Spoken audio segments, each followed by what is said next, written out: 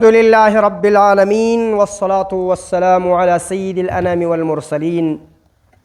نن د دې کتاب التتبع اولنی روایت وای. دا تتبع د دې موضوع دا پر امام بخاري او پر امام مسلم باندې اعتراضات کوي، پر امام بخاري او مسلم باندې سوالونه کوي. امام بخاري او مسلم ته وایي دا خبره نه ده صحیح، تا ولې راوړله په بخاري کې، تا ولې راوړله په مسلم کې، ستا کتاب صحیح دی. دا کار کوي. ګوره، یو د اهل فن اعتراضات دي، یو د مستشرقینو د شیعګانو د دې خلکو اعتراضات دي. اوس خو نو ډېر خلک راولاړ شوي دي پر بخاري اعتراضات کوي. نو هغه خو په دې دی نه دي خبر چې دا اعتراضات موږ د غیر اهل فن سره اخلو. نو هغه هېڅ دقت نه لري. دا اعتراضات ته وګورئ، دا بیا دقت هم لري. جواب انشاءالله بیا درکوو. اول روایت امام دارقطني رحمه الله دا راوړی دی. اخرج البخاري ومسلم جميعا. بخاري ومسلم دواړو راایستلی دي. حديث عبد الأعلى، حديث ده لا عن معمر عن الزهري عن سعيد عن أبي هريرة. عبد الأعلى عن معمر عن زهري عن سعيد بن المسيب عن أبي هريرة قال قال رسول الله صلى الله عليه وسلم يتقارب الزمان ويلقى الشح وتظهر الفتن ويكثر الهرج. دغه روایت دا امام بخاري هم راایستلی دی، دا امام مسلم هم راایستلی دی. قلت امام دارقطني وای زه دا درته قد تابع حماد بن زيد عبد الأعلى. دا عبد الاعلی چې د معمر څخه کوم روایت کړی دی، دا روایت د معمر څخه حماد بن زید هم کړی دی، هغه هم دغه کړی دی. خو د حماد د معمر یو بل شاګرد دی چې عبدالرزاق نومیږي. دا د عبدالرزاق صنعاني دی، دا د مصنف چې دی. وقد خالفهما، د چا مخالفت کړی دی؟ د عبدالاعلی او د حماد د دې مخالفت کړی دی. چا؟ عبدالرزاقي. چا کړی دی؟ عبدالرزاق کړی دی. هغه څنګه کړی دی؟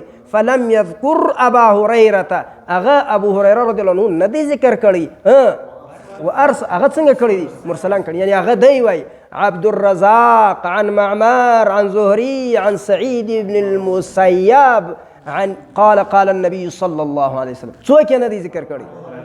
دغه امام دارقطني وای. ويقال، اوس نو امام دارقطني وایي چې د معمر دا روایت دا کمزوری دی، دا باید ته نه وای ذکر کړی. ولې دی وایي ویقالو او ویل کیږي چې ان معمرا، چې معمر بن راشد الازدي دی. دا معمر چې دی حدث بالبصره، د حدیثونه بیان کو په بصره کې. وکان یحدثهم من حفظه هناك، الته د سره خپل کتابونه نو روایت په چا بیانول؟ د حافظه سره. والحافظه كثيرا ما تخون، حافظه څه چم کوي؟ ډیر کړه د انسان سره خیانت کوي.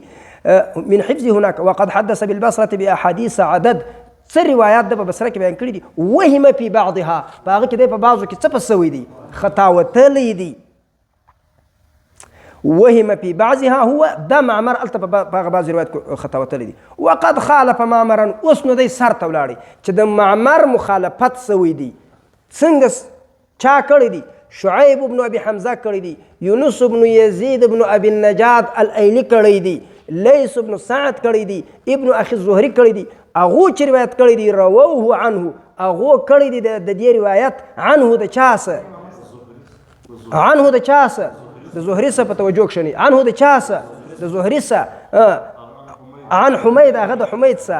عن ابي هريره. وقد اخرجا حديث حميد ايضا. امام بخاري او امام مسلم دغه روایت د حميد د هم راایستلی دی، د سعید بن المسیب د هم راایستلی. نو حال دا دی چې دا د حمید روایت صحیح دی، دا د جماعت روایت دی. او د چا روایت؟ د سعید روایت. په دې کې سعید بن المسیب دا خطأ ذکر دی، وهمن ذکر دی. په دې کې معمر خطا وتلی دی، دا ذکر کړی دی. دا په اصل کې حمید دی. نو خطا روایت په بخاري کې راوړی دی، خطا روایت په مسلم کې راوړی دی. په پوس واست یعنی روایت دأس دی. اوس ورته ګورئ، دوه رقمه دی. دا شعیب، یونس، لیث ابن اخي الزهري، هغه چې دا روایت کې هغه دی کې د زهري دغه شاګردان. زهري عن حمید عن ابي هريره عن النبي صلى الله عليه وسلم. او معمر چې کوي هغه معمر عن زهري عن سعيد المسيب عن ابي هريره. د معمر بیا دوه قسم شاګردان، څلور خو دا رقم ځین کوي. یو عبدالرزاق بیا دا ځین کوي چې عبدالرزاق عن معمر عن زهري عن سعيد المسيب عن النبي صلى الله عليه وسلم. نو امام دارقطني رحمه الله ته وایي چې د معمر په روایت کې 2 علت دي. د معمر په روایت کې څو علت دي؟ 2. یو علت خدا دی چې مخالفت د جماعت دی. هغه جماعت چې ذکر کوي د زهري استاذ د ابو هريره شاګرد حمید بن عبد الرحمن بن عوف ګڼي چې معمر د زهري استاذ د ابو هريره رضی الله عنه شاګرد سعید بن المسیب بولي. نو د جماعت دی یوازې دی د جماعت خبره سید. او بل دا د په بصره کې کوم روایت کړی دا غوړ روایت. دویمه د معمر په روایت کې دویم مشکل دا دی چې معمر پر معمر لاندې اختلاف دی. اشه دا د معمر دا روایت زهري عن سعيد بن المسيب عن ابي هريره عن النبي صلى الله عليه وسلم دی که زهري عن سعيد بن المسيب عن النبي صلى الله عليه وسلم دی. دا اختلاف هم عبد الرزاق چې ځین کوي ابو هريره رضی الله عنه نکي ذکر کوي انور څلور چې ځین کوي ابو هريره رضی الله عنه پکې ذکر کوي. په دا پوس دا د اعتراض. اوس زه یو ورته ته دا وایم چې دا روایت دی وای دا هم بخاري راایستلی دی هغه هم راایستلی دا لا اعتراض شروع دی. زه ته به د بخاري رحمه الله هغه د بخاري اسانید چې دی هغه زما یاد دی هغه به درته وایم او پاتې سو د مسلم چې کوم روایت دی هغه به درته راواړم. امام بخاري رحمه الله یو ځای دا روایت راوړي حدثنا عياش بن الوليد قال حدثني عبد الأعلى قال حدثني معمر بن راشد قال حدثني الزهري عن سعيد بن المسيب عن أبي هريرة عن النبي صلى الله عليه وسلم قال يتقارب الزمان. دا یو ځای دی په امام بخاري په خپل سیک راوړ دی. بل ځای ته ګوري بل ځای حدثنا أبو اليمان قال حدثنا شعيب قال حدثني الزهري عن حميد عن أبي هريرة عن النبي سوچ بلی خواته ولاړ سي عن حميد عن ابي هريره رضي الله تعالى عنه عن النبي صلى الله عليه وسلم. دا دوه روایت دا چې امام بخاري ذکر کړی دي زیاتره تر واړم دا دی ورته ګوري. دا چې امام بخاري ذکر کړی دي دا بل روایت ته یې بیا اشاره پکې کړې ده. یو ته مطابق دا چیرې پروت دی دا دی حدثنا ابو اليمان قال اخبرنا شعيب عن الزهري قال اخبرني حميد بن عبد الرحمن ان ابا هريره رضي الله عنه قال قال رسول الله صلى الله عليه وسلم يتقارب الزمان. دلته دا روایت ګرد راوړی دی دا هغه بل روایت ته اشاره نه ده کړې دا د حمید روایت راوړی دی. ښه دلته بیا څنګه کړي دي ورته ګورئ په دې ځای کې حدثنا عياش بن الوليد قال أخبرنا عبد الأعلى قال حدثنا معمر عن الزهري عن سعيد عن أبي هريرة عن النبي صلى الله عليه وسلم قال يتقارب الزمان وينقص العمل ويلقى الشح وتظهر الفتن ويكثر الهرج. قالوا يا رسول الله أيما هو؟ قال القتل. بیا سوای امام بخاري وس خپل وس نقدي مقوله ذکر کوي وقال يونس وشعيب والليث وابن أخي الزهري عن الزهري عن حميد عن أبي هريرة عن النبي صلى الله عليه وسلم. امام بخاري تم دغه روایت هغه امر استلی دغه د تور امر استلی دي سيسو دا امام بخاري راوړي. امام مسلم رحمه الله دلیل مسلم مستا امام مسلم رحمه الله دغه روایت دغه د عبد الاعلى راوړي دي د یونس د یم راوړي دي د عبد الاعلى د یم راوړي دي د نور د یم تقریبا د شعيب د یونس او پاتسو د عبد الاعلى دا ټول راوړي دي سيسو په دا باب رفع العلم وظهور الجهل والفتن في آخر الزمان فدا دردا باب لاندې تقریبا 4292 رقم د دې روایتو دی بل دا روایت سته. نو اوس خبره امام د دارقطني د قول خلاصه دا سوه د امام دارقطني د قول خلاصه دا سوه چې ګوره د زهري صدوه رقم داري روایت منقول دي د زهري استاد سعيد بن المسيب دی که څوک دی که حمید بن عبد الرحمن بن عوف دی دا د ابو هريره شاګرد چې بیا واخی دا حمید دی که سعید بن المسیب دی چې جماعت ته وګورې لکه لیث دی یونس دی شعیب دی ابن اخي زهري دی هغه وایي چې د زهري استاد څوک دی حمید او معمر وایي چې د زهري استاد څوک دی سعید. تا دا دواړه راوړي دي په دې کې خو نو یو څه کېږي مدار دا مدار دی پر مدار اختلاف دی نو دلته چش کېږي یو څه کېږي دواړه خو نو نه څه کېږي. او بیا د وویل چې معمر بعضې روایت د خپل ګوري اوتانو ته په تصحیح په ترجیح د روایاتو کې ډېر زیات دخل شته. اوتانو ته په یو وطن کې یو سړی ثقه وي د هغه سړی چې بل وطن ته ولاړ شي بیا ثقه نه وي ځکه کتابونه نه وي ورسره لکه معمر چې په بصره کې چش نه و ورسره صحیح سو. نو ده دا وویل چې د معمر روایت دا کمزور او مسلمه تا هم بخاري تا هم تی دواړو دا روایت څه په کړی دی ایستلی دي نو دا مې کمزوري کړې ده دا روایت خطا دی دا باید چې نه راوباسي د دې دوه جوابه واورئ څو جوابه دوه جواب یو جواب دا دی چې وروره دا چې امام بخاري را ایستلی دی دا چې چا را ایستلی دی امام بخاري چا یو ځای را ایستلی دی د شعیب دی را ایستلی دی د شعیب روایت خو د هغه د جماعت روایت هلته یې غږ نه دی کړی خو چیرې چې د معمر ده ګورئ دا خبره بل چا نه ده کړې دا ما د خپل دراسې او د خپلو کار او د خپل دغه مطابق درته ویلي دي د علماو بل جواب چې دی هغه هم زه درته وایم نو په هغه ځای کې چې د چا روایت را ایستلی دی چې ابوالیمان شعیب زهري عن حمید هلته د بل شی نه دی ورسره راوړی او چې چیرې د معمر روایت را ایستلی دی هلته یې ویل دي چې شعیب یونس ابن اخي زهري هغه یې بله کم کوي دا روایت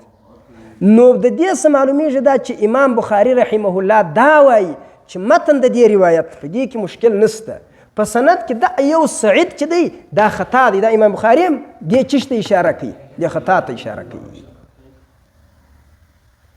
ځکه که خطا ته دې اشاره نه کولی دا هم دغه نو اولته چې د شعیب روایت راوړی دی چې دا د حمید دی هلته ولې دی هېڅ نه وایي چې د معمر روایت یې چیرې راوړی دی هلته دی بیا دا چیش توري ورسره څه کوي اضافه کوي صحیح سو دا که پر دې نهج جواب ورکړي نو جواب دا سو چې دا د حمید ده چې د معمر کې دغه دی دا امام بخاري دغه کړی دا بیا دویمه موضوع ده چې اوس چا او چا به فهمولی چا او چا به نه یې فهمولی نو کېدای شي چې معترض نه یې فهمولی دا سو چش او دا د هغه علماو په نیز باندې دي چې هغوی دا دواړه صحیح دي دا دواړه دغه دي او دا دواړه مستدل دي لکه خپله دا د دارقطني هم دا رایه ده ځکه اعتراض باندې کوي او دا د ابن حجر هم رایه ده ابن حجر په هدى الساري کې کوم کتاب کې هدي الساري نه دی نه هدى الساري دی هدى الساري د فتح الباري مقدمه ده د دې نوم هدى الساري دی ابن حجر خپل علمي شان په دوه کتابونو کې ښکاره کړی دي په حدیثو کې یو په نکت کې یو په هدى الساري کې ښه په هدى الساري کې هم ابن حجر دغه اعتراضونو ته جوابونه ورکړي دي دا جواب ورته ویلی دي او په فتح الباري کې چې خپله کله پر دا روایت باندې دی کلام کوي هلته یې ویل وایي ګوره زهري واسع الروایه سړی دی خو دا جواب چې موږ ته وایي زه بیا یو بل ټکی کې زیاتوم هغه نسته کې ته یې کتلی سي ته د دې علماو تحقیقات کتلی سي هغه نسته کې زه بیا چې دا جواب کوم بیا زه یوه ټکي ورسره ملګري کوم هغه انشاءالله تعالی بیا درته وایم چې دا ټکي ګورې هلته نسته نو ابن حجر رحمه الله او داسې نور ائمه هغه دا وایي چې دا زهري واسع الروایه سړی دی د ده شیوخ بیخي ډېر ول نو دا روایت د ده سره په دا سند هم پروت دی لکه جماعت چې بیانوي په هغه سند هم پروت دی لکه څوک چې بیانوي او عبدالرزاق خالي ماز ارسال کړی دی دغه نور خو نو هغه هم هغه وایي چې سعید دی استاذ در دا ځای پورې خو د دې تایید کوي چې څوک دی سعید دی خو ارسال یې کړی دی نو کثیر روایت سړی دی واسع روایت سړی دی کثیر شیوخ سړی دی نو د ده دا دواړه مرویات چې دي صحیح دي دا ابن حجر او عام علما دغه رایه لري خو په دې ځای کې ما درته وویل چې موږ یوه زیادت کوو موږ دا دلته ورته وایو چې دا روایت دواړه صحیح دي و د هغه جواب درکوو دواړه صحیح دي امام دارقطني رحمه الله ستا اعتراض دا پر موږ نه دی وارد او ته چې کومه دا خبره کوې چې معمر په بصره کې په ځینو روایاتو کې خطا وتلی دی ستا دا خبره کلیه نه ده وروره دا چش نه ده دا کلیه نه دا اکثریه ده په بعضو کې خطا وتلی دی خو په بعضو کې بیا نه دی خطا وتلی دا هغه روایت نه دی چې دی کې خطا شوی دی په دې کې دی نه دی خطا وتلی ولې زما سره د معمر په دا روایت کې 5 شاګردان دي څو دا 5 سره دا وایي چې سعید دی او دا ګرده د بصرې نه دی عبدالاعلی د بصرې دی عبدالاعلی ابن عبدالاعلی او دا رقم حماد بن زید دا هم د کوم ځای دی خو زموږ سره یو بل سړی سته رباح بن زید او یو بل سړی سته هشام بن یوسف دغه دوه شاګردان دا د صنعا دي دا صنعانیان دي نو عبدالرزاق دغه روایت دغه رقم په یمن کې هم کړی دی په صنعا کې او دا روایت یې دغه رقم په چا کې هم کړی دی په بصره کې هم کړی دی نو معلومه ده چې دی په بصره کې غلط نه دی ځکه که چیرې دی په بصره کې غلط وای نو په یمن کې به دا روایت بیا د څه رقم کړی وی دا چې د بصرې دا روایت د یمنیانو د روایت سره برابر سو نو په دې کې دی خطا نه معمر عبدالرزاق مې وایي نه داسې وایم چې معمر دا روایت کې 5 شاګردان لري یو شاګرد خو عبدالرزاق ته خو مثلا ذکر کوي او پاتې سو 4 شاګردان په هغو 4 کې 2 د بصري دي صحیح دي ستا خبره صحیح دي چې په بصره کې دا روایت کړي خو 2 د صنعا دي د یمن دي نو معلومه سوه چې معمر دا روایت په بصره کې دا موافق دی د هغه روایت سره چې ده کړی دی چیرې په یمن کې. نو د یمن روایت هم د هغه دی. نو دا د معمر د هغه روایتونه نه دی چې چش دي، بلکې دا د هغه مرویاتونه دي چې دی چېرې ثواب ته رسېدلی دي.